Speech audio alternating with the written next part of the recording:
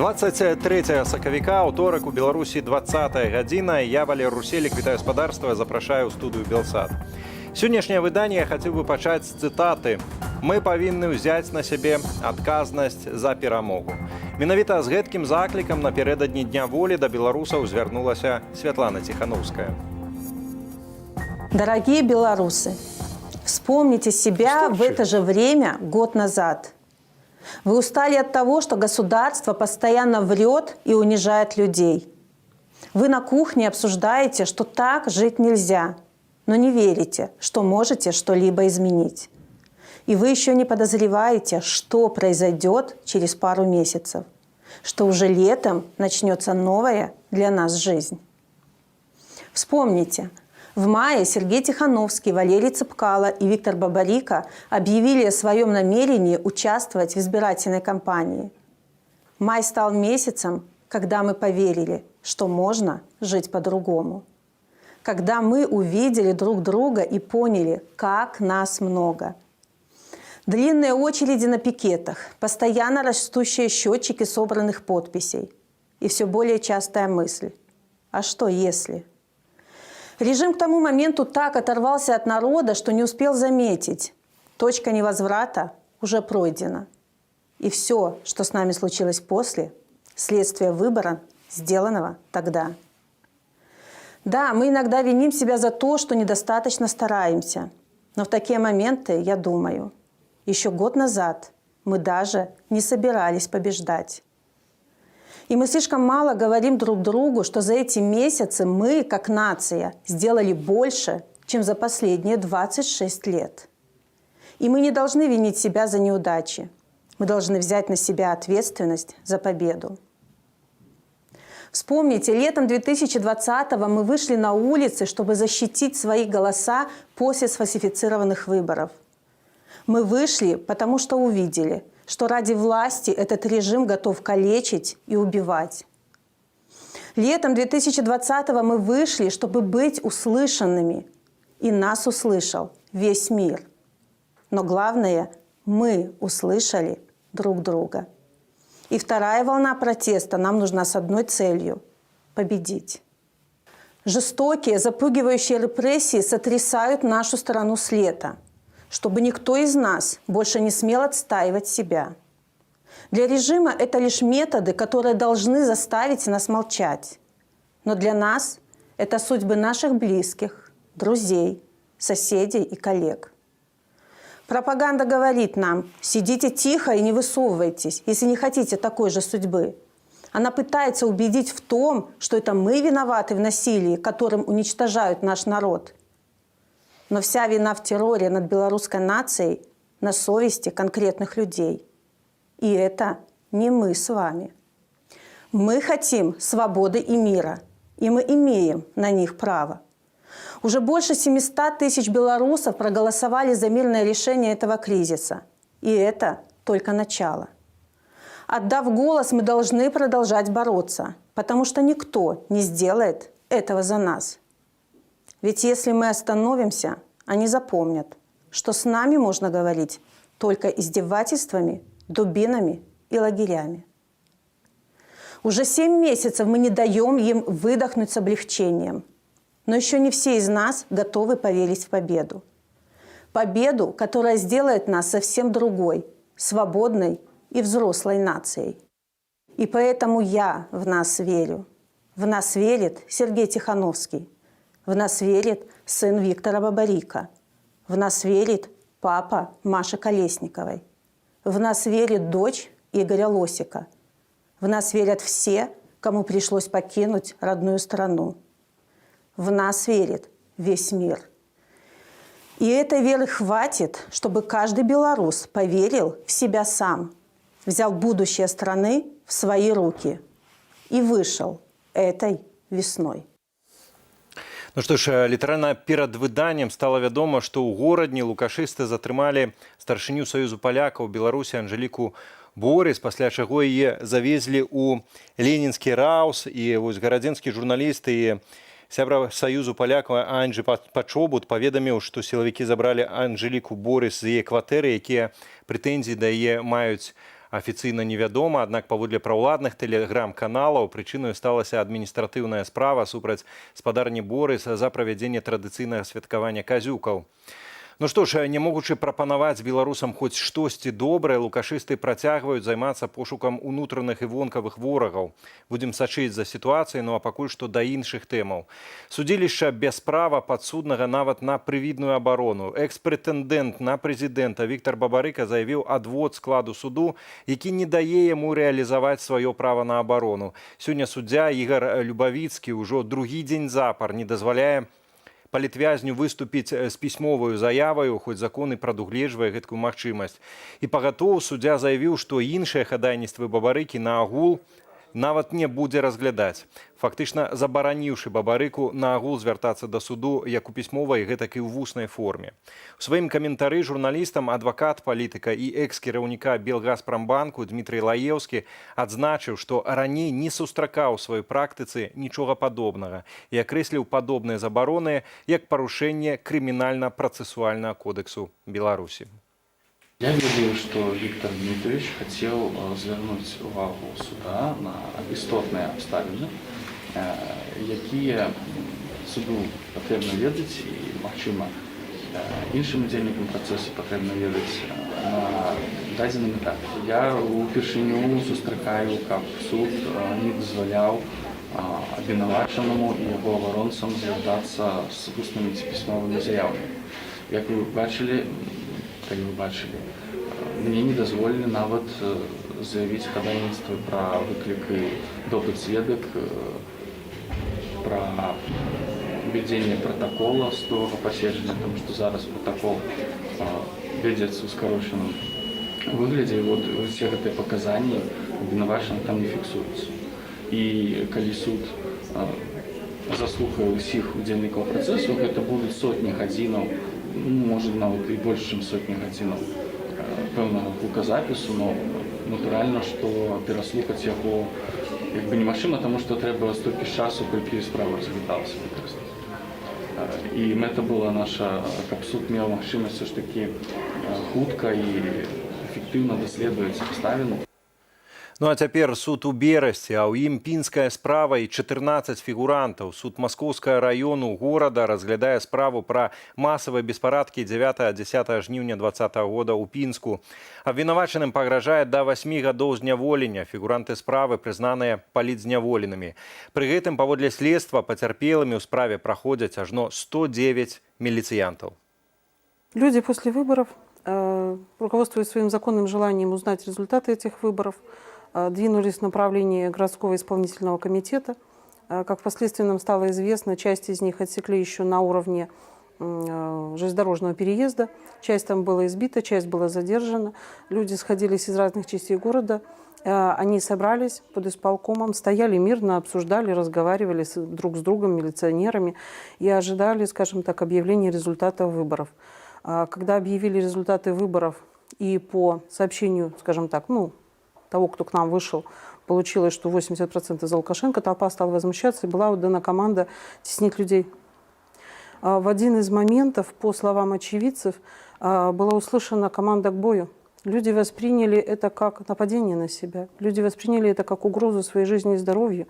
И так как, скажем так, это было закрытое пространство, люди просто защищались. Да, произошла драка, да, были пострадавшие, но не в таких масштабах, как нам впоследствии преподносили государственные СМИ. И я полагаю, вот на свое скромное мнение, что если бы люди действительно, как говорят нам государственные СМИ, намеревались захватить исполком, кого-то убивать, они бы не остановились. Ведь в тот момент, когда милиционеры отступили, люди просто бросились в бегство. Они не стали брать штурмом ни здание исполкома, они не стали никого мучить и захватывать, они просто разошлись по домам. Я полагаю, на мое мнение, что это была сугубо защита. Я працытую, у нашай краіне спорт – гэта прапаганда рэжыму, і я не маю намеру быць яе часткаю. Я не хочу прадстаўляць Беларусь, калі мой народ пакутуе. Конец цитаты. Капитан жаночай зборной Беларуси по баскетболе и бронзовая призерка чемпионату Европы 2007 Катерина Сныцина приняла решение завершить карьеру у национальной команде на знак нязгоды с тем, что в Украине не спыняются здзекі з мирных громадянаў, якія попросту хочуць пераменаў. Кантракт тытулаванай падпісанткі ліста вольных спартоўцаў за сумленныя выбары сканчаецца 31 сакавіка. Новую працоўную дамову яна адмовілася падпісваць. Я приняла решение больше не выступать за национальную команду и официально обвяшчаю про завершение карьеры у сборной Беларуси. Это обдуманное и однозначное решение. Я не хочу больше представлять Беларусь на международной арене у той час, когда мой народ пакутуе, подвергается катаванням и репрессиям, когда людей беспакарана забивают, калечаць и трымаюць у турмах. Колькі б чыноўнікі не сцвярджалі, што спорт па-за палітыкаю менавіта ў нашай краіне спорт гэта прапаганда рэжыму. І я не маю намеру быць яе часткаю. Жыве Беларусь. Ужо зараз капітан жаночай зборнай Беларусі па баскетболе Кацярына Сныціна з намі на відэасувязі. Вітаю вас. Да, добрый вечер. Спадарня Кацярына, ці маю я рацыю, калі яшчэ называю вас капітанам зборнай, наколькі я разумею, да 31 сакавіка у вас яшчэ контракт дзейнічае, так? Да, все верно, но лично я уже убрала со всех своих соцсетей эту часть в моем профиле, что я капитан национальной команды, потому что мне на самом деле на данный момент даже неприятно это упоминать, потому что, как уже было зачитано, по тем событиям, которые на данный момент происходят в стране, представлять, быть членом национальной команды мне не хочется быть. Я понимаю, у меня контракт до этого момента, но так себя я называть больше не хочу. Скажите, гэта была вось асноўная прычына, ці вось якую яшчэ ролю ў вашым рашэнні прыняло тое, што у новай дамове, якую вам прапанавалі, там быў такі пункт 2.25, у якім усе публікацыі, таксама выказванні ў СМІ трэба было б узгадняць з наймальнікам. Ці можете распавесці? Да, то есть буквально даже вот наше сегодняшнее интервью, мне надо было бы его согласовывать. То есть, в принципе, с вами я согласовала интервью за 15 минут, но это был бы просто длинный процесс, неизвестно, насколько бы затянувшийся, если бы я подписала этот пункт, контракт с этим пунктом, и, скорее всего, его бы даже не утвердили на самом деле. Вот, поэтому такая своеобразная попытка заклеить мне рот, заставить молчать, заставить не говорить то, что я думаю, это было вот на самом деле, это вот именно этот контракт. И я просто не согласилась с этим, потому что, ну, на самом деле молчать, когда такое происходит в стране, я считаю для себя просто невозможным. Ці ёсць сэнс перапытваць у вас, наколькі складанае для вас гэта было рашэнне? Я для себя поняла, что в феврале я была в составе национальной команды в Риге неделю, мы отыграли 3 игры. Уже тогда я ощущала, что ну, что-то для меня внутри, для меня это не то, это не то, что я хочу, это не то, где я хочу быть на самом деле. Свою часть я выполнила, команда пробилась на чемпионат Европы, но благодаря окончанию этого контракта я спокойно, со спокойной душой приняла решение, что находиться в составе я больше не хочу, потому что мне хочется, чтобы рядом со мной были люди, которые поддерживают мою точку зрения, которые поддерживают мои жизненные принципы. И находиться 1,5 месяца на сборе, тренироваться и еще выступать, представлять Беларусь на международной арене, я поняла для себя, что это просто нереально в данных условиях. Ці былі ўжо нейкія рэакцыі вось на гэтую вашу заяву, калі былі, то якія і ад каго? Реакции пока что, я позитивный человек, позитивно настроенный человек, поэтому реакции только положительные. Мне очень много людей пишут, очень много наших болельщиков, которые многие-многие годы следят не только за мной, но и за национальной командой. Мне пишут слова поддержки, мне пишут, что несмотря ни на что, я все равно капитан. Несмотря ни на что, они верят и любят меня и поддерживают меня в любом моем решении. То есть буквально за полдня я получила огромный вообще приток эмоций, энергии, любви от наших болельщиков, от людей, которым не безразличен белорусский спорт. И я надеюсь, что таким своим поступком, официальным таким заявлением я придам сил нашим людям в этой борьбе, потому что не сдаваться, не останавливаться мы не намерены, мы спортсмены. И я к этому же призываю людей, которые следят за мной, которые следят за белорусским спортом, что останавливаться это не вариант, надо только побеждать. Апошняе у меня до вас пытанне, што далей, ці вось з гэтым сыходам ад удзелу ў прапагандзе рэжыму Лукашэнкі вы сыходзіце і цалкам з беларускага спорту. Я маю на ўвазе шырокае такое разуменне беларускага спорту, спорту народу Беларусі, альбо застаецеся, калі застаецеся, то у якой форме, якім чынам, дзе, што, як? Знаете, я считаю, что как спортсменка я могу принести намного больше пользы обществу какими-то своими личными проектами, какими-то инициативами объединения свободных спортсменов. То есть мы уже месяц назад мы запустили инициативу Академия чемпионов СОСБАЙ, где мы делимся своим жизненным опытом, своим игровым опытом и своими знаниями с подрастающим поколением. Я считаю, это очень важно. Как бы я закончила выступление за национальную команду, но есть еще, как оказалось, есть еще очень много инициатив и сфер деятельности, где я применю и, надеюсь, удачно применю свой какой-то опыт, который я накопила за все эти годы, выступая и играя в баскетбол. Вот. Поэтому о снытине баскетболистки вы еще услышите. Вельмі на гэта спадзяюся. Ведаеце, напрыканцы хацеў толькі азначыць, што кожны раз, калі размаўляю з мужнымі, сумленнымі беларусамі, таксама беларускамі, кожны раз перапаўняю вось гэта пачуццё радасці, гонару і захаплення. І дзякую вялікі вам за гэта, таксама за сённяшнюю размову. Кацярына Сныціна, я па-ранейшаму скажу, што беларуская спартсменка, пра якую яшчэ мы неаднойчы пачуем, была з намі на відэасувязі. Ну а мы працягваем у тым ліку ў спартовым фармаце наш вечар. Але глядзіце, спачатку менская міліцыя адмаўляецца падпісваць дамову з заяўнікамі сёлетняга дня волі, чым фактычна зрывае мерапрыемства і наўмысна выштурхоўвае яго магчымых удзельнікаў па-за межы псеўдаправавога поля. А затым тая ж міліцыя выступае з заявай пра гатоўнасць забяспечыць парадак у сталіцы, нягледзячы на заклікі грамадзянаў да ўдзелу ў несанкцыянаваных акцыях на 25 сакавіка. Крывадушша. Так, подлая пацучыная крывадушша. І ўсё адно з гэткімі людзьмі прыхільнікі пераменаў працягваюць размаўляць, спадзяючыся дагрукацца да іх сумлення. Напярэдадні дня волі да сілавікоў звярнуўся 9-разовы чэмпіён свету ў кікбоксінгу, пераможца чэмпіянатаў Еўропы і іншых прэстыжных турніраў у кікбоксінгу і тайскім боксе. А цяпер яшчэ і палітычны эмігрант Сергей Скіба. Славуты спартовец заклікаў сілавікоў, цытую, «Аднойчы не спалохацца, каб далей жыць без балаклавы и с гонором за свою профессию». Конец цитаты. Мы не хотим войны. И мы не экстремисты, как вам постоянно вбивают в головы свыше. Мы чьи-то дети, чьи-то родители, братья, сестры, бабушки, дедушки, ваши соотечественники. И мы устали. Устали от насилия, жестокости, унижений и бесконечных репрессий. Мы устали бояться. Вас уже называют фашистами и карателями. Мы не хотим, чтобы так было. Мы хотим видеть вас, защитников своего народа, героями. Мы понимаем, что вам так же, как и нам, очень страшно. Вам страшно быть уволенными, страшно лишиться стабильного заработка, потерять выслугу. Но вы еще можете помочь своему народу и себе в первую очередь.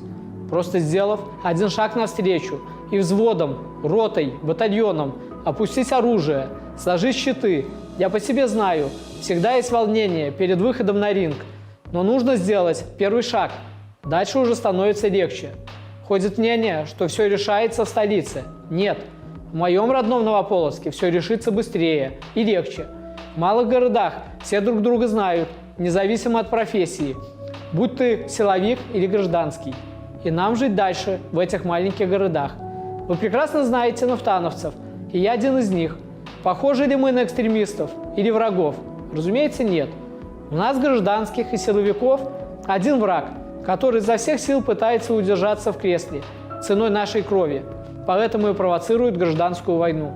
Силовикам в малых городах проще принять волевое решение. Узурпатор далеко, а люди здесь. С этими людьми придется жить дальше. Как жить, зависит только от вас. Один раз не испугаться и жить всю жизнь без балаклавы, с гордостью за свою профессию, с чистой совестью, или навеки остаться в глазах белорусов фашистами и карателями. Сегодня героизм выражается в том, чтобы опустить оружие. Это и есть достойный мужской поступок. Просто положите щиты, перестаньте исполнять преступные приказы. Один ваш шаг, и мы все на свободе.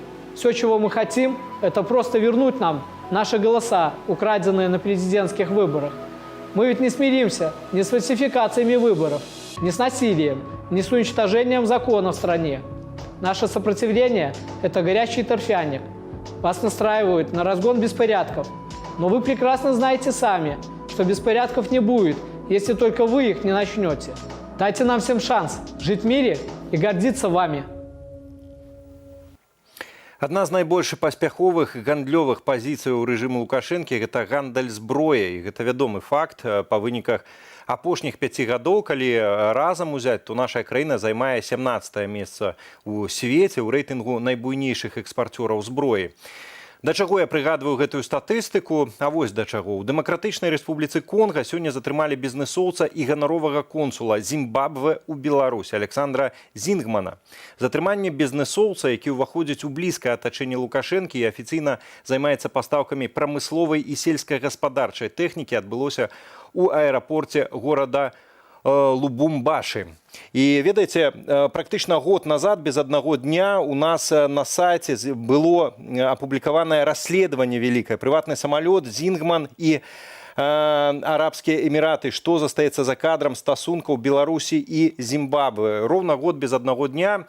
Адзін з аўтараў гэтага расследавання, журналіст Ігор Ільяш, ужо зараз з намі на відэасувязі з Менску. Ігору, вітаю. Вітаю.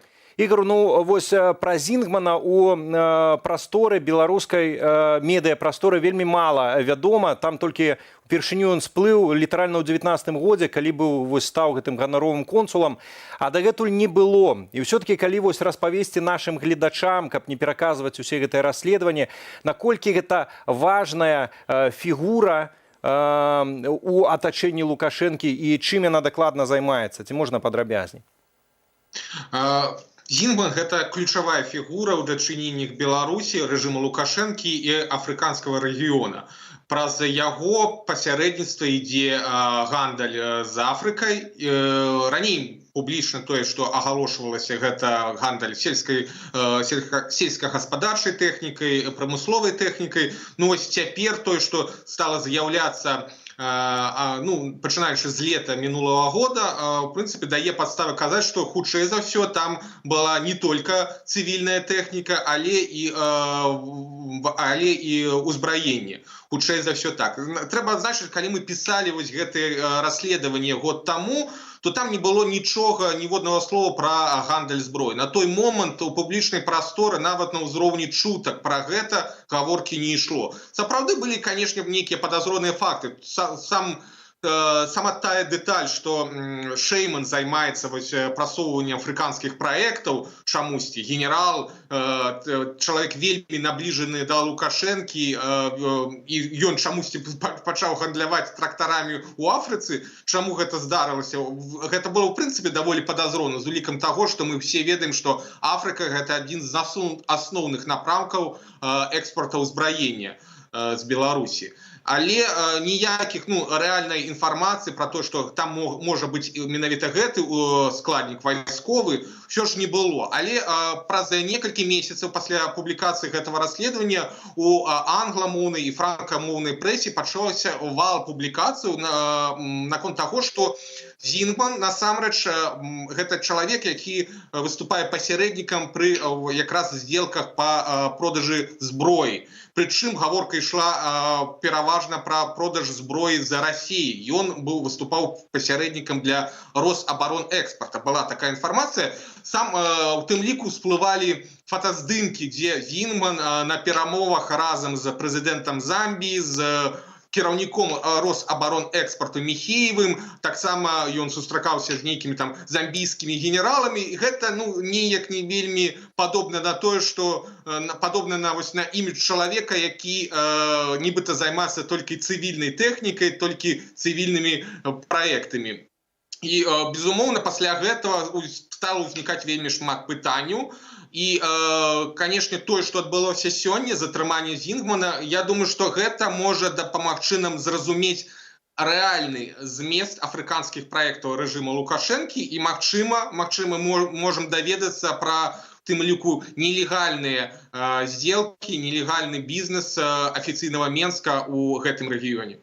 Ці за гэты год стала больш ясная карціна, вось гэтая схема гандлю зброяй, якім займаецца Беларусь, бо розныя версіі называліся, гэта і распродаж яшчэ савецкай зброі, таксама мадэрнізацыя зброі беларускімі прадпрыемствамі абароннымі. Ну і вось зараз ты называеш перапродаж расійскай зброі. То што зараз уяўляе сабою Беларусь найперш? Гэта такі хаб расійскага гандлю зброяй у абыход санкцыяў, розных міжнародных забаронаў, альбо усяго патроху? Нет, трэба адзначыць, я хочу адразу падкрэсліць, што ў нас дагэтуль няма дакладнай інфармацыі пра вось менавіта гэтыя здзелкі па ўзбраенню. Менавіта па экспорту беларускага ўзбраення ў Афрыку праз пасярэдніцтва Зінгмана. Тое, пра што я казаў, гэта былі здзелкі якраз з расійскім бокам. Трэба разумець, што Зінгман – гэта чалавек, які шчыльна звязаны не толькі з беларускімі ўладамі, а і з расійскімі. Калі паглядзець, проста адкрыць сайт самого вядомого актыва Зінгмана, гэта кампанія Outtrade, якая зарэгістраваная ў Дубаі, то мы можам там пабачыць, што сярод галоўных партнёраў, якія фінансуюць гэтыя здзелкі, гэты экспарт расійскай і беларускай тэхнікі у Афрыку, выступаюць Банк развіцця з беларускага боку дзяржаўны і расійскі экспартны цэнтр. Гэта структура, якая ўваходзіць у буйную дзяржаўную карпарацыю ВЭБ-РФ, назіральную раду, якой уваходзяць пуцінскія міністры, прадстаўнікі адміністрацыі, то бок гэта вельмі высокі ўзровень. Таму трэба разумець, што мы нават зараз не маем дакладнай інфармацыі. Вось калі сапраўды Зінгман быў затрыманы ў Конга праз тое, што меў дачыненне да нелегальнага продажа зброі, то мы не ведаем, чыя гэта ўсё ж зброя. Ці ў дадзеным выпадку ён абслугоўваў інтарэсы Масквы, ці абслугоўваў інтарэсы Менску. Яшчэ раз падкрэслю, та інфармацыя, якось вал публікацыі, пра які я казаў летам мінулага года, ён ўсё ж пераважна меў дачыненне да здзелак з удзелам расійскага бока, а не беларускага. Пра продаж зброі менавіта афіцыйным Менскам там не было, але мы просто лагічна разумеем, што калі чалавек гэтым займаецца з Масквой, то вельмі падобна на тое, што ён мае дачыненне да аналагічных здзелак і з боку беларускага. Таму як бы гэта даволі лагічна, але доказаў на дадзены момант мы не маем. Ну, сапраўды, вось, калі логіку ўключаць, нават взяць апошнія выказванні розных заходніх дзяржаваў, у тым ліку і ЗША, адносна рэжыму Лукашэнкі, пра тое, што і рыхтуецца новы пакет санкцыяў, і разглядаюцца іншыя магчымасці ціску на рэжым Лукашэнкі, каб неяк спыніць вось гэту вайну супраць народу. І тут раптам адбываецца гэты арышт Зінгмана. Ну, чыста лагічна, можна меркаваць, што за Лукашэнку ўзяліся і з гэтага кірунку, таксама вырашылі націснуць на гандаль зброі. Наколькі, на твою думку, гэтая версія мае права на існаванне? Ну, тэарэтычна так можа быць, але мне падаецца, што наўрад ці гэта наўпрост звязана з сітуацыяй вакол Беларусі міжнароднай. Трэба разумець, што Зінгман гэта такі чалавек, у якога інтарэсы паўсюль. І калі мы кажам, што ён, напрыклад, ключавая фігура ў дачыненнях Беларусі і Зімбабве, то гэтым не абмяжоўваецца. Калі паглядзець вось ягоныя стасункі ў гэтым рэгіёне, то ён мае дачыненне там да стасункаў са шматлікімі афрыканскімі краінамі. Тога, Мазамбік, Егіпет, Кенія, Замбія, Ангола. То бок, ён працуе на ўсём кантыненце. І мне падаецца, што хутчэй вось гэты арыш, гэта, то бок, лагічна, калі ён працуе паўсюль і з усімі, то раней ці пазней у гэтай, так бы мовіць, не зусім празрыстым бізнесе можа ўзнікнуць канфлікт інтарэсу. Я думаю, што ён якраз і стаў закладнікам гэтага канфлікту інтарэсу. Ён гандляваў з усімі, дамаўляўся з усімі, і гэтыя інтарэсы раней ці пазней мусілі сутыкнуцца паміж сабой. Зразумела, Ігор, дзякуй вялікі табе за каментар. Таксама карыстаючыся момантам, я яшчэ раз хочу перадаць словы салідарнасці падтрымання, перадавай іх, калі ласка, для блізкіх, Каці, Даша, а таксама непасрэдна дзяўчатам. Дзякуй вялікі, Ігор Ільяш, журналіст-расследнік, наш калега, быў на відэасувязі з Менску, но мы працягваем эфір і хочу працягнуць яго з пытання. Ну вось як размаўляць з лукашыстамі, якія ваююць з мірнымі грамадзянамі. Неадкладна вызваліць усіх палітвязняў Беларусі, перадусім стваральніка тэлеграм-каналу «Беларусь галаўнога мозгу» Ігора Лосіка. Гэткі заклік прагучаў з-за акіяну ад дарадцы Дзярждэпартаменту ЗША Дэрэка Шале падчас тэлефоннай размовы з міністрам замежных справаў Беларусі Уладзімірам Макеем. Агулам жа размаўлялі пра цяперашні стан амерыканска-беларускіх двухбаковых адносінаў. Дарадца Шаля ясна давеў неабходнасць неадкладна вызваліць усіх без выключэння палітычных вязняў у Беларусі і ў прыватнасці неадкладнасць справы кансультанта радыёсвабода Ігора Лосіка. Дарадца і міністр замежных справаў таксама абмеркавалі запланаваны абмен амбасадарамі паміж Злучанымі Штатамі і Беларусю, адзначыўшы, што адкрытыя лініі сувязі пойдуць на карысць абедзвюм краінам. Гэты заклік падкрэсліў рашучае падтрыманне Злучанымі Штатамі прапановаў сапраўднага дыялогу з лідарамі пратэставага руху з мэтаю правесці сёлета свабодныя ды справядлівыя выбары з міжнародным наглядам. У сувязі з выказваннямі Дэрэк Шале з шэрагам заклапочанасцяў Уладзімір Макей заклікаў амерыканскі бок аб'ектыўна падыходзіць да ацэнкі сітуацыі ў Беларусі. Акцэнтаваў увагу на контрпрадуктыўнасці спроб аказання ціску на суверэнную дзяржаву. У дадзеным кантэксце міністр звярнуў увагу на той факт, што шэраг заяў амерыканскага боку зроблены як бы пад капірку. Уладзімір Макей таксама перасцярог суразмоўніка ад жадання ўздзейнічаць на працу праваахоўнай альбо судовай сістэмы Беларусі. Ужо зараз з намі на відэасувязі з Вільні дарадца Святлана Ціхановская ў замежнай палітыцы, Франа Квячорка. Франі, вітаю цябе. Добрый вечер. Вось гэтае тэлефанаванне ад дарадцы Дзярждэпартаменту ЗША да Уладзіміра Макея, гэта папросту тэлефанаванне, вось такое пашпартнае, можна сказаць, альбо гэта штосьці куды больш важкае? Пашпартных тэлефанаванняў на такім узроўні няма. Усе тэлефанаванні, усе кантакты маюць сваё значэнне. І для Шоле было важна даведацца, чаму беларускі бок не прымае амбасадара. І Макей патлумачыў, што яны хацелі б, каб Беларусь вызначылася сваім амбасадарам і абмен амбасадарамі адбыўся у той жа самы час. Што стаіць за гэтымі словамі, мы не ведаем. Альбо беларускі бок Макей не хоча прымаць амерыканскага амбасадара, яны проста знайшлі паважлівую прычыну, альбо ў іх сапраўды не хапае кадраў, і пасля смерці Краўчэнкі яны не вырашыліся, хто можа яго замяніць. Папросту праігнараваць заклік вызваліць палітвязняў. Вось калі ён гучыць з Дзярждэпартаменту ЗША, наколькі гэта звычайная справа, таму што ведаем, што ігнараваць падобныя заклікі ад міжнароднай супольнасці, ад розных дзяржаваў, гэта не так складана для рэжыму Лукашэнкі. Я думаю, што у нас будзе самая моцная пазіцыя ЗША з усіх адміністрацыяў, якія памятае Лукашенка. Мы бачым, як каментуе падзеі новы амбасадарка Джулі Фішер, як каментуюць падзеі Беларусі прадстаўнікі Дзярждэпартаменту. Усе рэзалюцыі і каментары па рэпрэсіях, па падзеях у Беларусі максімальна жорсткую форму маюць. І я думаю, што ад Злучаных Штатаў Амерыкі можна чакаць працягу санкцыяў. Ужо ў бліжэйшыя 2 тыдні павінны быць узноўленыя эканамічныя санкцыі, а праз 4 тыдні павінна быць распісаная падрабязная інструкцыя па імплементацыі акту аб дэмакратыі ў Беларусі, які быў прыняты ў студзені. І я думаю, што Макеевскае ведомства і Лукашенка яны выдатна разумеюць, што Злучаныя Штаты Амерыкі могуць сыграць крытычную, ключавую ролю ў вырашэнні беларускага пытання, і яны маюць дастаткова рычагоў, каб націснуць эканамічна на рэжым. Уласна, наконт гэтых рычагоў ціску на Лукашэнку, гэта выключна амерыканскія нейкія санкцыі, забароны, арышты маёмасці, прадпрыемстваў і так далей, альбо гэта ў тым ліку і магчымасць паўплываць на пазіцыю Крамля ў дачыненні да рэжыму Лукашэнкі? Ой, тут адразу некалькі аспектаў. З аднаго боку, амерыканцы маюць эканамічныя рычагі ўплыву на рэжым. Мы памятаем, у 8-м годзе менавіта пазіцыя ЗША вызваліла палітвязня, у тым ліку Казуліна, калі пагроза эканамічных санкцыяў паўстала перад Лукашэнкам.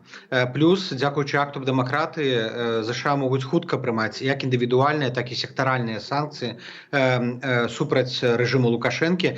І таксама, у адрозненне ад усіх іншых актаў, у гэтым дакуменце, у гэтым законе гаворыцца пра падтрымку Беларусі ў выпадку пагрозы суверэнітэту. Не ўдакладняецца, якая пагроза, але ўдакладняецца, што калі Расія будзе ствараць тую пагрозу, то адпаведныя захады, рашэнні адміністрацыі ЗША могуць быць прынятыя. Я думаю, што для амерыканцаў Беларусь можа стаць такой пераможнай гісторыяй. Мне здаецца, што амерыканцы маюць таксама дастаткова рычагоў, каб націснуць на Крэмль з мэтаю пераканаць Крэмль прыпыніць падтрымку злачыннага рэжыму ў Мінску. Разам з гэтым мы, назіраючы за Лукашэнкам і зараз, і папярэднія гады, ведаем, што ён можа як баран упірацца ў новую браму, і наколькі ўвогуле гэта рэальна, наколькі ёсць сэнс чакаць, што менавіта зараз ён можа вызваліць палітвязня, бо ведаем, што ён абраў такую пазіцыю якраз ані кроплі саступіць, ані кроку не паказаць гэтай слабіны, найперш перад сваімі сілавікамі і так далей. У такой сітуацыі наколькі рэальна чакаць гэтых саступак? Валеры, вы маеце рацыю. Ён баіцца паказаць слабіну, ён баіцца паказаць, што насамрэч што кароль голы. Акрамя спецназу і прапаганды ў яго нічога не засталося насамрэч. Я думаю, што ён максімальна падымае стаўкі, набірае вялікую колькасць палітвязняў, каб потым найдаражэй іх прадаць. Ён зможа яшчэ так падтрымліваць узровень рэпрэсіяў, можа быць 4, 8, 12 тыдняў, але не болей. Мы разлічваем, што да траўня яму трэба будзе рабіць ужо саступкі. Гэта якраз той момант, той часавы прамежак, калі мы разлічваем на пачатак перамоваў. І ён пачне вызваляць палітвязняў, ён пачне дээскаляваць, рэпрэсіі дорага яму каштуюць, яму трэба будзе ісці на нейкія саступкі. Хоча ён гэта ці не, пад ціскам як замежным, так і ўнутраным, і не выключана, у тым ліку ціскам з боку Расіі. Яшчэ наконт ціску, напярэдадні ў Вільні адбыўся ўжо другі форум Каліноўскага, і там якраз прагучала вельмі шмат заяваў адносна міжнароднага ціску на Лукашэнку. Ці можна хаця б тэзісна пра тое, хто пра што выказаўся, што чакае рэжым Лукашэнкі? Германія, Францыя, прадстаўнікі Швецыі, а таксама АБСЕ падтрымалі кампанію Святланы Ціхановскай па правядзенні перамоваў і паабяцалі ўсебаковую падтрымку. Вельмі вострыя выступы зрабіў сенатар ЗША Боб Менендес, а таксама Крыс Сміт, урэшце аўтар акту аб дэмакратыі ў Беларусі. Яны заявілі, што Лукашэнка нелегітымны, і гэтую легітымнасць не ўзновіць, і ЗША будуць прынцыпова стаяць у падтрымку беларускай дэмакратыі і беларускага дэмакратычнага руху. Абмяркоўвалі канкрэтыку, якія платформы могуць выкарыстоўвацца для перамоваў і якім чынам забяспечыць выкананне перамоваў. Бо адна рэч дамовіцца, што рэпрэсіі будуць спыненыя, выбары праведзеныя, але мы ведаем, што трэба, каб нехта кантраляваў. Хто б не быў з боку рэжыму, хутчэй за ўсё, это будзе не Лукашэнка, але трэба, каб былі тыя кантралёры, якія правераць сумленнасць перамоўнікаў. І тут вельмі важна, каб урад Нямецчыны, урад Францыі, магчыма, Украіна і, магчыма, Расія, яны ўзялі на сябе ролю такіх гарантаў выканання гэтых дамоўленасцяў. І ўрэшце рэшт была вялікая секцыя, вялікая частка размоваў пра тое, як прыцягнуць да адказнасці АМОНы, губопікі, якія гвалцілі, збівалі людзей на Акрэсціна, усіх адказных за гэтыя крывавыя пабоішча ў жніўні, у верасні, у кастрычніку. Ужо заўтра СПЧ, Савет па правах чалавека ААН, прагаласуе за стварэнне адмысловага механізму аб прыцягненні да адказнасці парушальнікаў правоў чалавека ў Беларусі. І заўтра ж мы спадзяемся, Германія, Данія і Великабрытанія запусцяць міжнародную сістэму збору доказаў парушэнняў правоў чалавека ў Беларусі. Ці азначае гэта, што, па сутнасці, ідзе рыхтаванне да міжнароднага суду за злачынствы лукашызму? Так, калі браць схему такую, то так это выглядае. 6-9 месяцаў вось гэты інструмент збірае доказы, апытваюць сведак, фотаздымкі пабітых, фотаздымкі з нехты, з Беларусь галаўнога мозга. Все гэтыя дадзеныя відэаролікі трапляюць у архіў, апрацоўваюцца юрыстамі, праваабаронцамі, потым трапляюць у ААН. ААН дае сваё заключэнне і пачынае думаць, што рабіць далей. Альбо перадаць вось гэтыя справы ў пракуратуры нацыянальных дзяржаваў паводле універсальнай юрысдыкцыі, альбо перадаць гэтую справу паводле інструментаў міжнародных судоў, такія як Еўрапейскі суд, такія як міжнародны крымінальны суд, ён жа трыбунал у Газе. Безумоўна, сам трыбунал рыхтуецца вельмі доўга, некалькі гадоў, можа 2, 3, 4, нават 5 гадоў. І я думаю, што сам трыбунал, калі ён адбудзецца, ён ужо будзе нашмат пазней пасля сыходу Лукашэнкі. Але мы не павінны дапусціць беспакаранасці. Не павінна быць такога моманту, калі Лукашенко сыдзе і мы пра ўсё забудземся. Таму што калі мы не прывядзем, не вернем законнасць у краіну, мы рызыкуем, што лукашызм паўторыцца. Таму наша задача думаць не толькі пра тое, як скінуць Лукашэнку, але і як зрабіць, каб лукашызм у будучай Беларусі не паўтарыўся. Ну, ведаеш, Франю, уласна, вось перад эфірам якраз з калегамі размаўлялі пра гэта, наколькі ввогуле рэальна усю гэтую велізарную разбудаваную сістэму лукашызму ў адзін момант замяніць і кім ввогуле замяніць? А відаць, бальшыня чыноўнікаў, міністраў, кіраўнікоў камітэту не палітычных, не сілавых, гэта тэхнакраты, гэта людзі, якія прайшлі сваю кар'еру ад нейкага вучылішча мясцовага, нейкага там універсітэту тэматычнага, потым акадэміі кіравання пры прэзідэнце і сталі міністрамі. Яны будуць спакойна працаваць і ў будучай Беларусі. Бальшыня гэтых людзей не патрабуе замены. Вядома, ім трэба перакваліфікавацца, ім трэба вывучыць ангельскую мову, навучыцца слухаць сваіх людзей, навучыцца тэхналогіям, працаваць у дэмакратычнай сістэме, якая справаздачная людзям. Але частка гэта ўсяго пару ведомстваў. Гэта сілавыя ведомствы, гэта ўсё, што было збудавана вакол адміністрацыі прэзідэнта, яны, безумоўна, патрабуюць сур'ёзнае рэфармавання. І ад нас у тым ліку залежыць, каб гэтыя праекты рэформы ў сілавых ведомстваў, яны былі гатовыя ўжо цяпер. Таму што калі рэжым рухне, новыя выбары адбудуцца, у нас будзе вельмі мала часу, каб хутка правесці гэтыя рэформы. Франі, дзякуй вялікі за размову. Ад сябе дазволю толькі адну рэмарачку. Акрамя ангельскай мовы, што, безумоўна, будзе вельмі важна, найперш для эканомікі, для міжнароднай палітыкі. Вельмі важна будзе новым уладам у Новай Беларусі вывучыць дасканала і беларускую мову, каб все-таки быць патрыётамі нашай агульнай бацькаўшчыны. Дзякуй вялікі за размову. Франак Вячорка, дарадца Святланы Ціханаўскай у замежнай палітыцы, быў з намі на відэасувязі з Вільні. Тым часам многія беларусы звяртаюцца да лукашыстаў і сілавікоў прыватнасці з заклікам спыніць гвалт, не ваяваць супраць народу. І вось у мяне таксама ёсць заклік, і гэта вядомы ўсім біблійны запавет. Усё тое, што ты хочаш, каб табе рабілі людзі, тое самае рабі і ты ім. А згадаў гэты запавет я сёння ў сувязі са з'яўленнем у байнеце новага антыгероя. Гэта Сергей Каўрыгін, айцішнік і арганізатар «Шэсцяў ябацік», на якія ён сам ходзіць з крыжам і якому пры гэтым, відаць, ягоныя рэлігійныя перакананні дазваляюць збіваць людзей папросту за іншадумства. Сайт dev.by апублікаваў відэа з ліфтавай кабіны дома, дзе ўласна і пражывае Каўрыгін. 17 кастрычніка летась гэты псеўданабожны ябацька на вачах сваёй жонкі і сваіх дзяцей жорстка збіў суседа. Нягледзячы на дакументальна засведчаную чэрапна-мазгавую траўму у пацярпелага, міліцыя адмовіла яму ў завядзенні справы супраць ябацькі Сергея Каўрыгіна.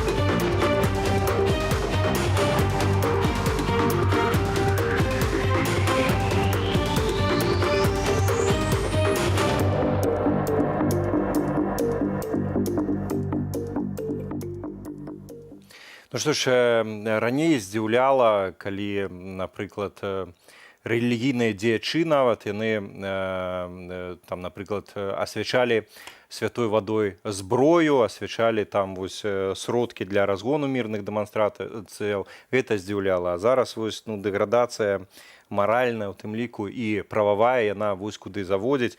Давайте пра ўсё гэта зараз пагаворым з вядомым праваабаронцам, прадстаўніком Святланы Ціханаўскай па правах чалавека Гары Паганяйлам на відэасувязі з Менску. З намі спадар Гары, вітаю вас. Здравствуйте, добрый вечер. Спадар Гары, вось гэтая уседазволенасць для прыхільнікаў Лукашэнкі, усіх, і сілавікоў, і астатніх, дазволены вось гэты беспакаранны гвалт над іншымі мірнымі беларусамі, якія папросту не лукашысты, не ябацькі.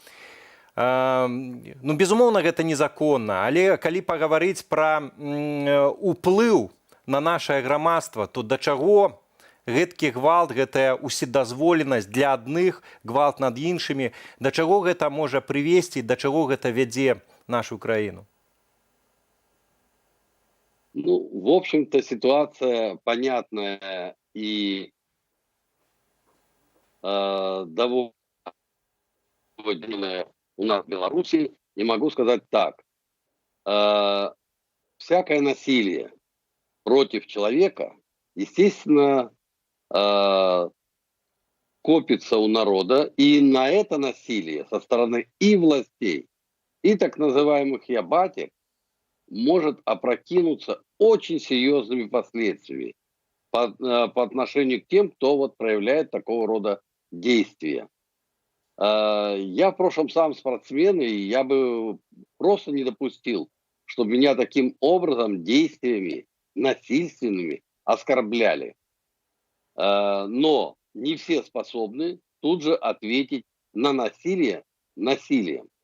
Но право на самооборону никто не отменял. Право сопротивляться злу, а не подставлять правую или левую щеку, никто не отменял.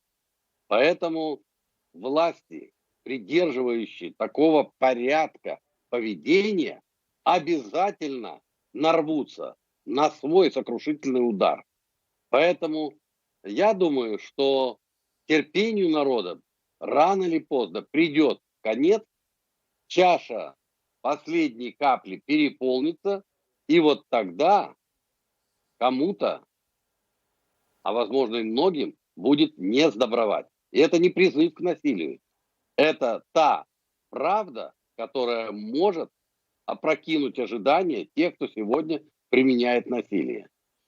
К ним тоже так же будет применено насилие. Паслухайце, спадар Гары, напэўна ж, вось лукашысты, яны таксама гэта цудоўна ведаюць, гэта папросту лагічна, тое, што вы кажаце. Ці можам мы меркаваць, што той бок наўмысна якраз правакуе і штурхае Беларусь да нейкага грамадзянскага супрацьстаяння альбо да эскалацыі вось гэтага супрацьстаяння ў Беларусі з нейкімі там сваімі мэтамі?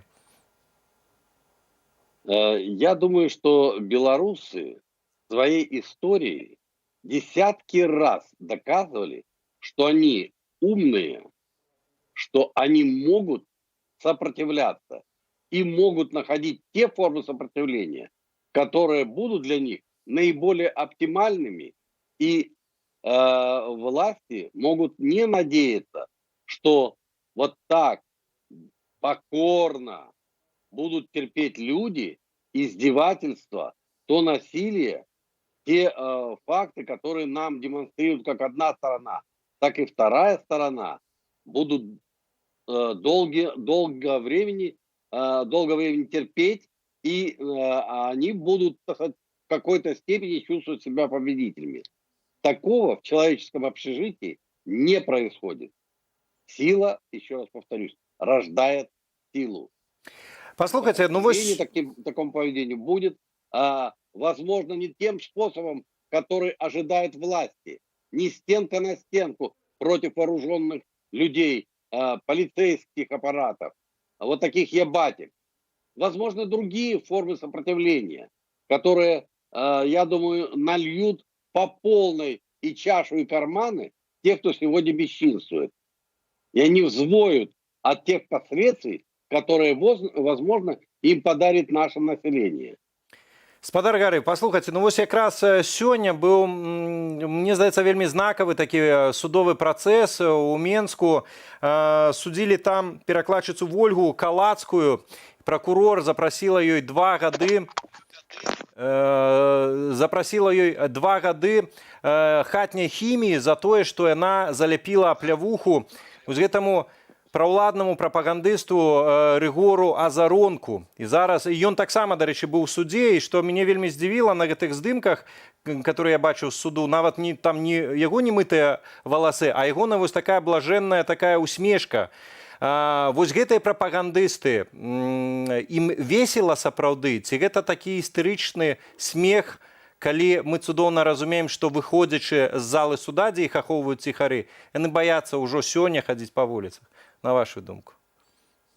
Я думаю, что он прекрасно понимает, что творит. И та реакция женщины, которая пришлась ему не по душе, но которую она все-таки осуществила, говорит о том, что да, они зарываются, но тогда, когда их вытаскивают на свет белый, когда они вынуждены предстать перед судом и объяснять свои поступки, и это происходит на глазах у наших граждан, которые явно не сочувствуют таким героям, вот тут они и скукоживаются.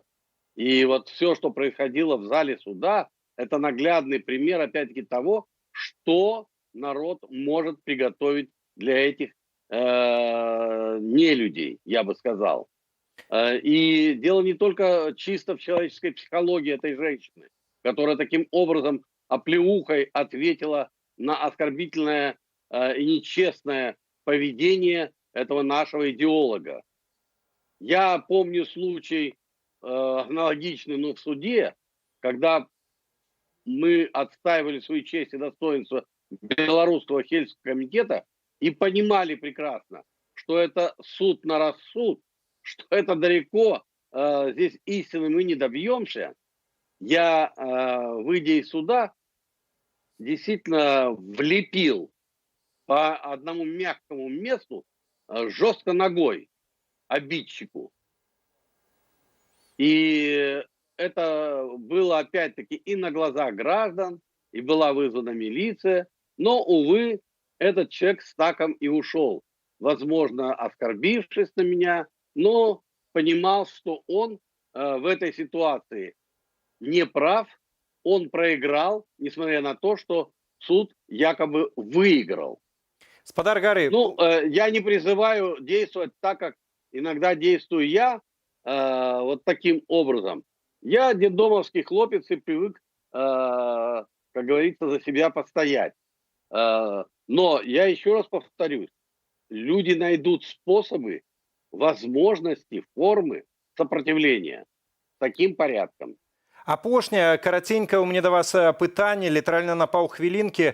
Я хацеў іншы прыклад згадаць, калі ў жніўні у Жодзіна майор міліцыі Барановскі на вачах у масы людзей ударыў жанчыну кулаком у твар, і яна тады павалілася на зямлю і страціла прытомнасць, і потым забралі ў шпіталь. І пасля гэтага міліцыянта не пакаралі, сказалі, што ён дзейнічаў, все нормально, там ніякага складу злачынства не было. У мяне пытанне, вось стаўленне да жанчын, збіццё, падыманне рукі на жанчын можа стацца гэтым триггерам, гэтай пясчынкай, якая зламае спіну верблюду лукашызму? Калі можна, вельмі караценька. Могу сказать, не всегда это так. Я помню случай со Светланой Завадской, когда ОМОНовец точно так же нанес ей удар в лицо, и суд не наказал этого злодея. Но все собирается действительно до той последней капли, о которой я уже говорил. И если чаша опрокинется, то нашим так называемым правоохранителям достанется сполна. Ну, лепей ім, канешне, да гэтага сітуацыю не даводзіць. Дзякуй вялікі вам за сённяшні каментар. Гары Паганяла, праваабаронца, прадстаўнік Святлана Ціханаўская па правах чалавека, быў з намі спадарства на відэасувязі з Менску. Ну і на гэтым на сёння ў мяне ўсё. У студыі працаваў я, Валер Руселік. Дзякуй спадарству за ўвагу. Ну а напрыканцы я хочу згадаць добрым словам цудоўнага чалавека. Музычная прадзюсарка, аўтарка шэрагу праектаў, жонка Лявона Вольскага. Ганна Вольская адышла ў лепшы свет 23 сакавіка 2016 года. На пяцігоддзе смерці Ганны Лявон Вольскі запісаў песню «Толькі для цябе». Насамрэч, гэтая песня з'явілася яшчэ 15 гадоў таму пад уплывам плошчы 2006 і ўжо тады музыка прысвяціў яе сваёй жонцы. Пры гэтым на публіцы гэтую песню Лявон Вольскі выконваў толькі аднойчы. Ну а сёння яна з'явілася ў новым гучанні «Толькі для цябе».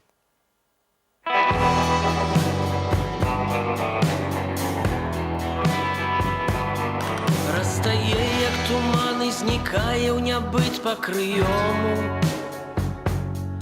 Усё тое, чым я ганаруся і што я люблю. Толькі хочацца верыць, што слоем густым чарназёму намаганні нашы ў гэтую лягуць зямлю. Можа быць, яшчэ крок і ў бездань мы глядзім у твар бядзе. Але павер, усе гэтыя песні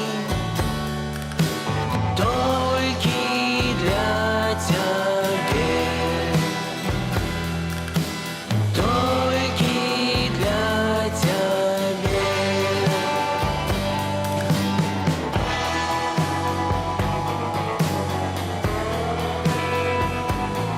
І балюча наўкол, і пякучаю вочы калюча. Над вадою плыве нашых мараў няздзейсненых дым.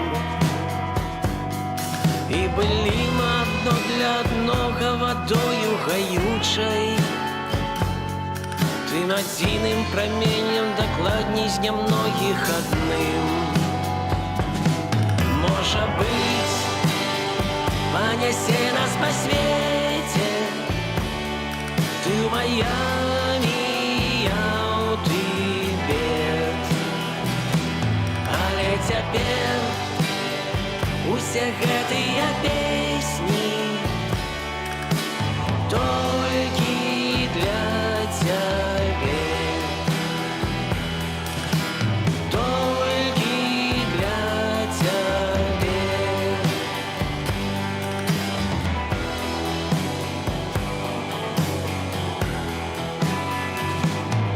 Мы на березе мора, якое завецца адчаем. Мы ўдыхаем расліну марскіх рэзкі ёдавы пах. Пазіраем наўкол і пачуцці свае выключаем. І трымаем надзею ў халодных дрыготкіх руках. Можа быць, дзесьці на прадвесні хтосьці здзейсніць, хтосьці не. Ну а пакуль усе гэтыя песні толькі для цябе. Толькі для цябе.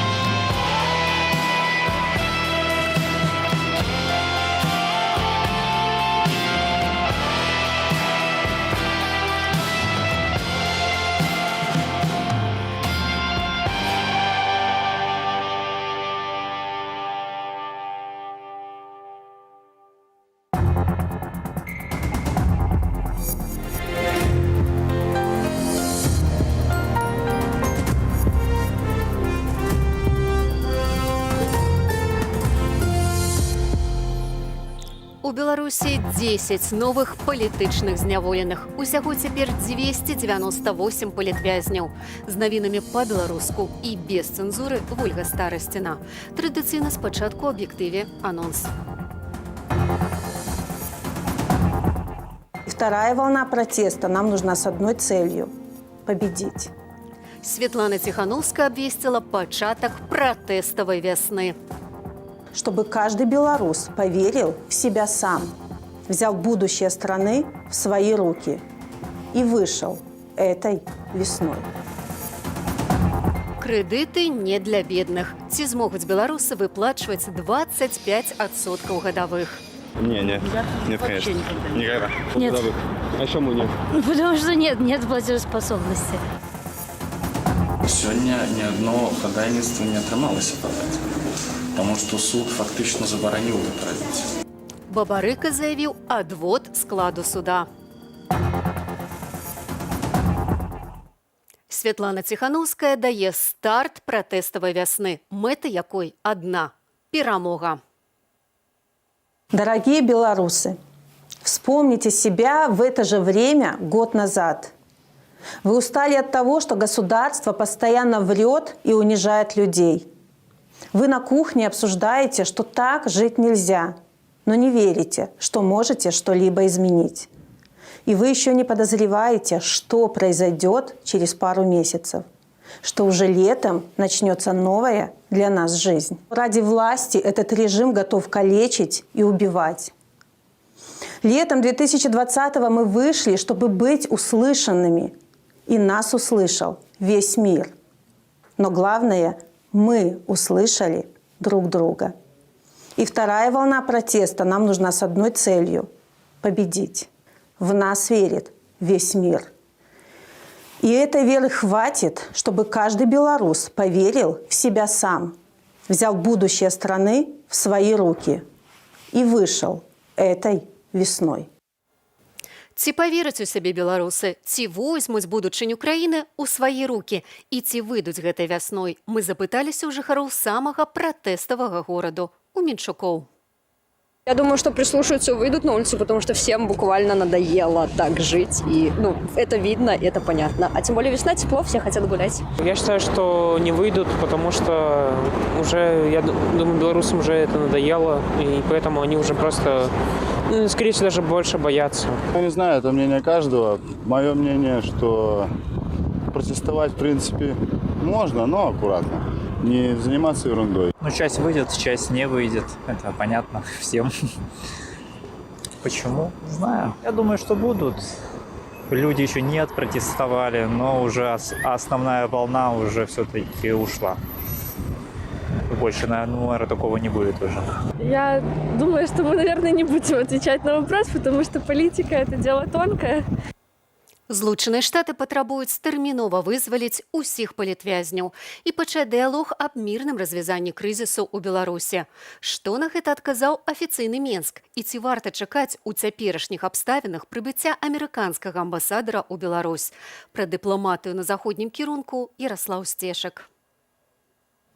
Сёння адбылася афіцыйная тэлефонная размова між Вашынгтонам і Менскам. Дарадца дзяржаўнага дэпартаменту ЗША Дэрек Шале пацвердзіў гатовасць даслаць амерыканскага амбасадара ў Беларусь ды звярнуў увагу Владзіміра Макея на неабходнасць неадкладна вызваліць усіх палітзняволеных, асабліва адзначыўшы тэрміновасць справы Ігара Лосіка, блогера і кансультанта Радыё Свабода. У тэлефоннай размове было заяўлена, што ЗША рашуча падтрымліваюць прапановы пра пачатак сапраўднага дыялогу між уладаю і палітычнай апазіцыяй з мэтай правядзення свабодных і справядлівых выбараў пад міжнародным назіраннем у гэтым годзе. Владзімір Макей адказаў, што Злучаныя Штаты неаб'ектыўна падыходзяць да сітуацыі ў Беларусі і спрабуюць ціснуць на суверэнную дзяржаву. Міністр звярнуў увагу, што шэраг заяваў амерыканскага боку зроблены як пад капірку. Макей таксама ўстрымаў суразмоўцу ад жадання ўздзейнічаць на працу праваахоўнай або судовай сістэмы Беларусі.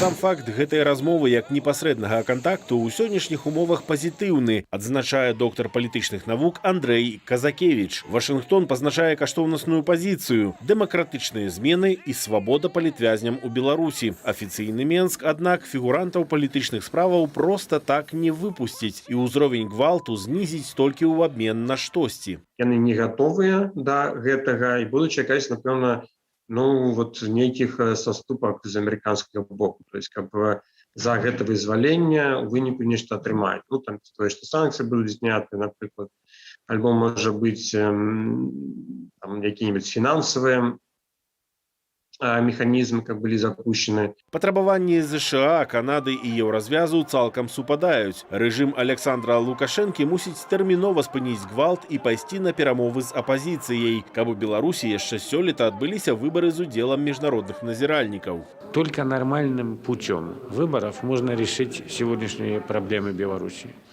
И я думаю, что такая позиция всего международного общества. Главное начать переговоры. По-моему, во время переговоров и выяснится, насколько он контролирует еще ситуацию, насколько ему хозяева из Кремля предвидят какое-то будущее. 25 і 26 сакавіка ў Брусэлі пройдзе саміт Еўразвязу ў фармаце відэаканферэнцыі. І пытанне, што рабіць з сітуацыяй у Беларусі, застаецца адным з найважнейшых. У Захада, конечно, ёсць механізмы ўплыву на Беларусь, але гэтых механізмаў не так і шмат. І прынамсі, при падтрымцы России і знешнепалітычнай і эканамічнай гэтых механізмаў будзе недастаткова. Гэта адбываецца на фоне дыпламатычнага канфлікту з Польшчай, ініцыяванага беларускімі пракурорамі і ведомствам Уладзіміра Макея. Нібыта польскія дыпламаты ў Беларусі распальваюць варожасць і апраўдваюць ваенных злачынцаў. А дзяржаўная прапаганда Лукашэнкі наўпрост звязвае ўсе краіны захаду, нацыянальны сцяг Беларусі і мірныя пратэсты з дзеяннямі гітлераўскіх войскаў. Кто сознательно пытается возродить символы нацизма. Пусть это единицы, как говорят, в семье не без урода, кто героизирует убийц, кто поклоняется БЧБ флагам, под которыми проводился геноцид белорусского народа. Мы занялись этой проблемой, и мы докажем и покажем всему миру, что такое геноцид. Сёння прыхільнікі Лукашэнкі пікетавалі амбасады ЗША і Украіны, чамусьці супраць каляровых рэвалюцыяў і апраўдання нацызму. А ў палаце прадстаўнікоў прайшла навукова-практычная канферэнцыя дэпутатаў на тэму «Гістарычная памяць і патрыятызм. Найважнейшыя арыентыры беларускага грамадства і дзяржавы» з удзелам Дмітрія Мезенцева, новага сакратара так званай саюзнай дзяржавы Расіі і Беларусі. Ярослаў Сцешык, Белсат. Затрымалі старшыню Саюзу палякаў Беларусі Анжэліку Борас. Пра гэта паведаміў гарадзенскі журналіст Анджэй Пачобут.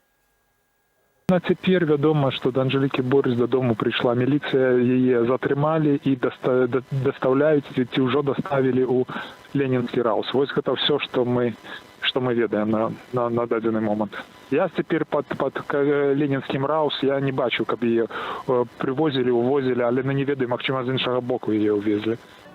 Паводле непацверджанай інфармацыі Борас маглі затрымаць за правядзенне несанкцыянаванага мясцовымі ўладамі кірмаша Казюкі. Ціск на непраўладны саюз палякаў адбываецца на фоне дыпламатычнага канфлікту, які распачаўся пасля правядзення ў берасці імпрэзы, прысвечанай дню выклятых жаўнераў. Пракуратура завяла крымінальную справу за імпрэзу, а сілавікі затрымалі дырэктарку польскай школы ў берасці Ганну Панішаву. Крэдытных праграмаў усё больш, а стаўкі па іх усё вышэйшыя. Другі паводле велічыні банк краіны, Белаграпрамбанк, пачаў выдачу спажывецкіх крэдытаў пад 25% гадавых. Гэта не першая прапанова з такімі ўмовамі. Аднак ці прывабная яна для беларусаў, высвятляла Юлія Лабанова. Спачатку Беларусбанка, цяпер і падкантрольнай дзяржаве Белаграпрамбанк абвесціў пра выдачу спажывецкіх крэдытаў на новых умовах. Без валютных дэпазітаў і на якія заўгодна тавары. Што, праўда, вярнуць банкам давядзецца 25% гадавых. Ну, это много вообще, в принципе, не только для меня, мне кажется, для всех это неподъемно. Наберут кредитов, А что потом отдавать? Зарплаты-то никакие. Если брать, допустим, на какую-то недвижимость или на это, то есть это довольно-таки большие тогда деньги получаются. Все зависит от материального положения людей. Раньше на квартиру 5% кредит. Вот это оптимальное, да, это вот возможно выплатить. Летась пры ваганні курсу замежных валютаў банкі пачалі згортваць выдачу крэдытаў на пакупку аўтамабіляў і кватэраў. У тых жа, хто захаваў ці аднавіў праграмы, дыяпазон ставак складаў да 32% для пакупкі аўтамабіля і да 20% на жытло. Узровень крэдытаў, які вызначае альбо даўгавую палатку, пастку, альбо просто забарону на крэдытаванне менавіта пад гэтыя мэты.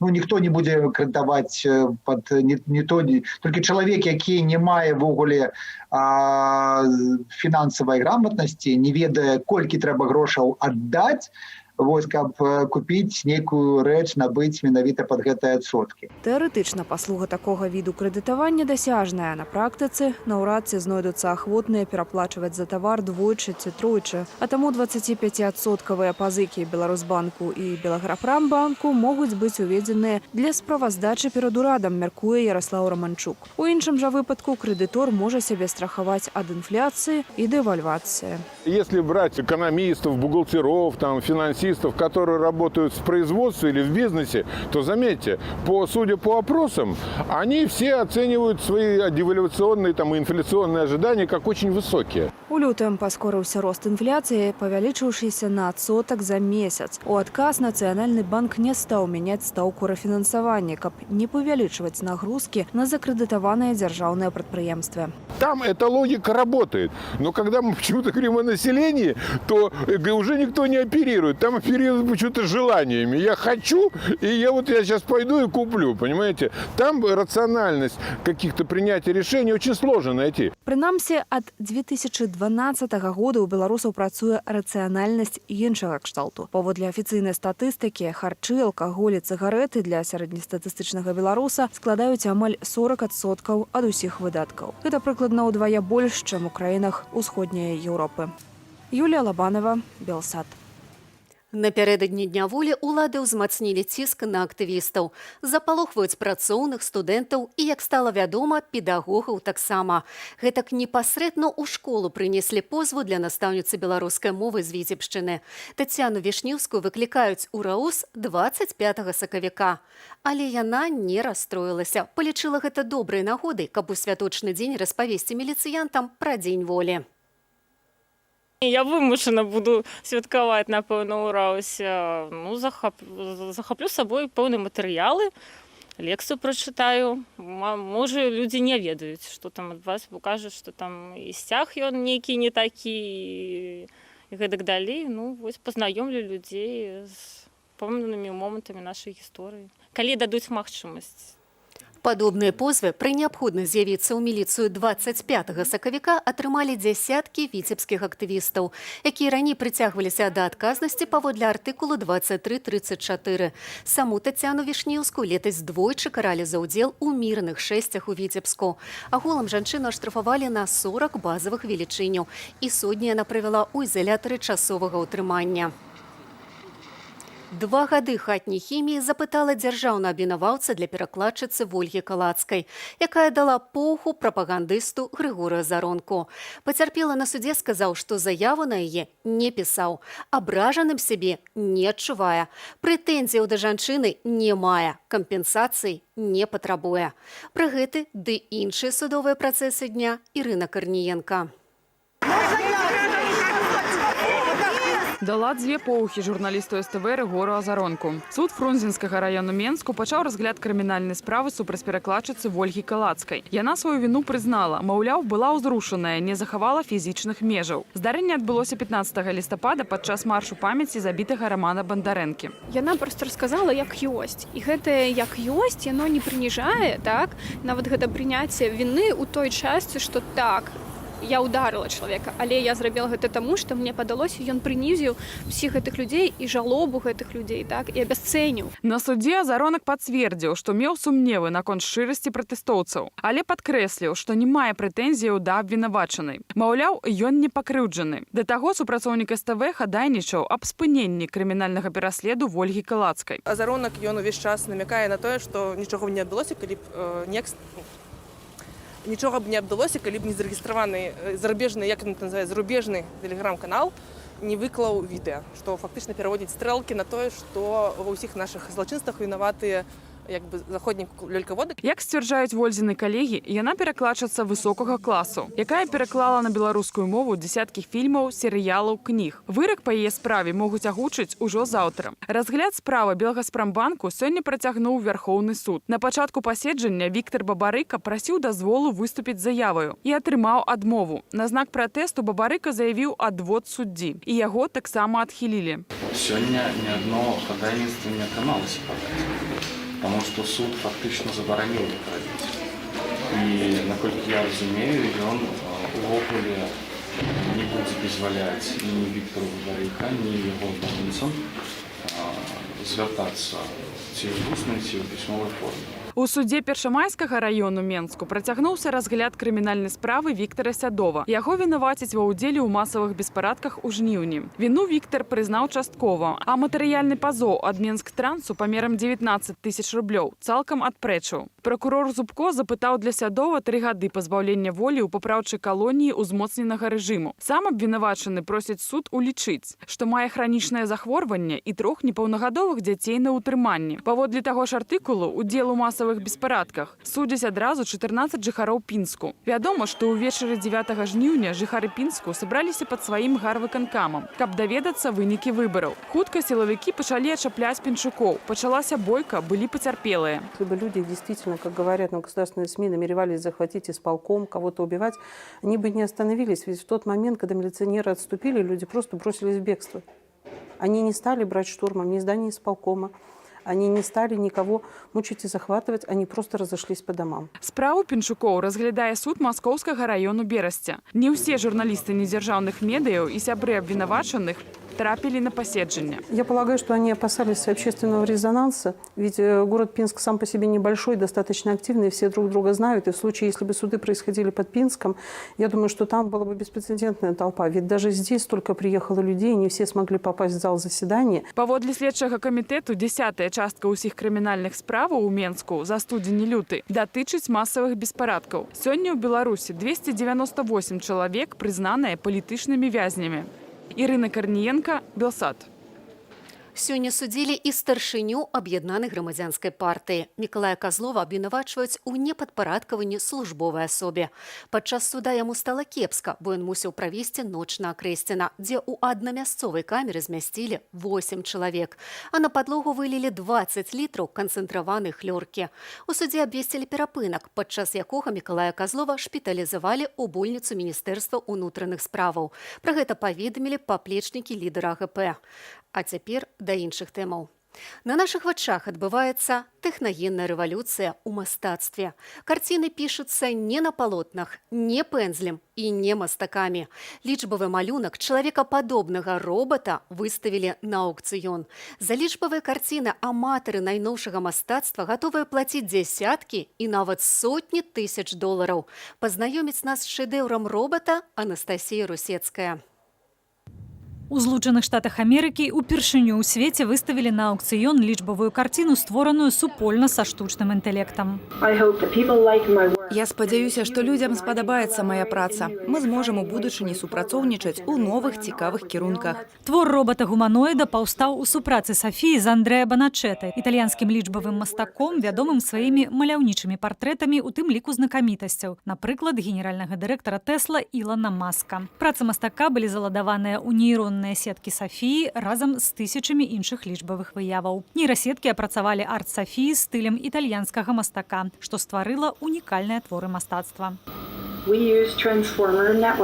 маім мастацтве мы выкарыстоўваем трансфарматарныя сеткі і генетычныя алгарытмы, а таксама іншыя віды вылічальнага мастацтва. Мае алгарытмы выводзяць унікальныя шаблоны, якіх раней не было ў свеце. Так што я думаю, што машыны могуць быць крэатыўнымі. Работа Сафіі мае назву «София Instantiation». Яна ўяўляе сабой 12-секундны файл MP4, які паказвае эвалюцыю партрэту Андрэя Баначэта ў лічбавую карціну Сафіі. Акрамя лічбавай работы, кабета-робат стварыла і фізічную копію свайго твору. Што мы сапраўды хацелі зрабіць, гэта зрабіць заяву ў свеце мастацтва і нават у свеце тэхналогіяў пра адкрыццё новага шляху, дзе роботы штучнага інтэлекту і людзі супрацоўнічаюць і ўзбагачаюць адзін аднаго.